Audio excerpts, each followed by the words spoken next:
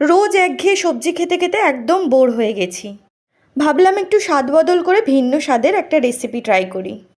আজ আমি তোমাদের দেখাবো বিভিন্ন ধরনের সবজি দিয়ে মাছের ডিমের একটা রেসিপি। চলো তো বেশি দেরি না করে ঝটপট রান্নাটা শুরু করি। কাতলা মাছের পেট থেকে টাইনা টুইনা তার ডিমটাকে বের করে ভালো করে ধুয়ে আমি এখানে নুন হলুদ মেখিয়ে রেখে দিয়েছি।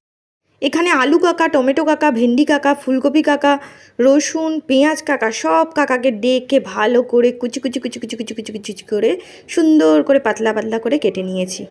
আর এদিকে রয়েছে ডিম নুন হলুদ মাখিয়ে, আর রয়েছে যৌবন শুকনো শুকনো লঙ্কা আর কালো জিরে। এবার ডেকে নিয়েছি গুরু দাদুদের, অবশ্য এদের সবই শেষ, তাই জন্য এদের নাম গুরু দাদু। নুন হলুদ চিনি জিরের গুঁড়ো লঙ্কার গুঁড়ো আমি এগুলো সব নিয়ে নিয়েছি।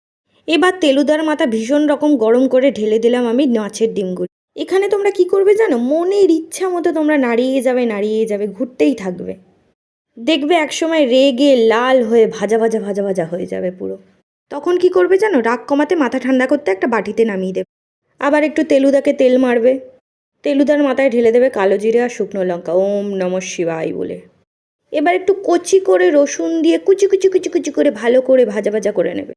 এবার ডেকে নেবে পেঁয়াজ কাকাকে, তেলের ওপর ভালো করে পেঁয়াজ কাকাকে ঢেলে দিয়ে লাল লাল লাল লাল করে মচমচ মচমচ করে ভেজে নেবে, বুঝলে?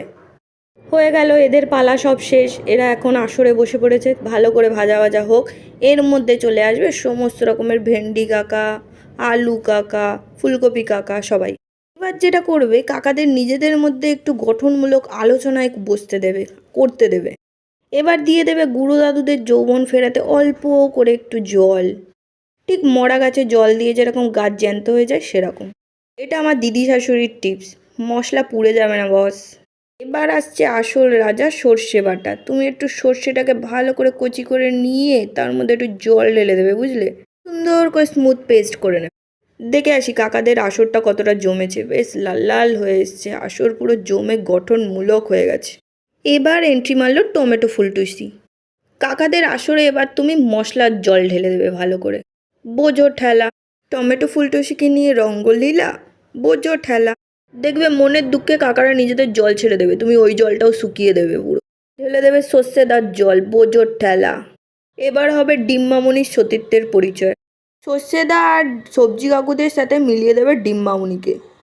তারপর তুমি আর দেখবে না, ঠিক আছে? ঢাকা দিয়ে দেবে, ওদের মধ্যে কুচু কুচু করতে দেবে। 10 মিনিট পরে উকি মেরে ঢাকনা খুলে একটু করে টুকুস করে দেখে নেবে, ব্যাস রেডি। দেখবে একেবারে রেডি হয়ে গেছে ডিম সর্ষের বেবি ডল। কি বন্ধু, কেমন লাগলো আজকের ভিডিওটা? অবশ্যই কমেন্টে জানিও।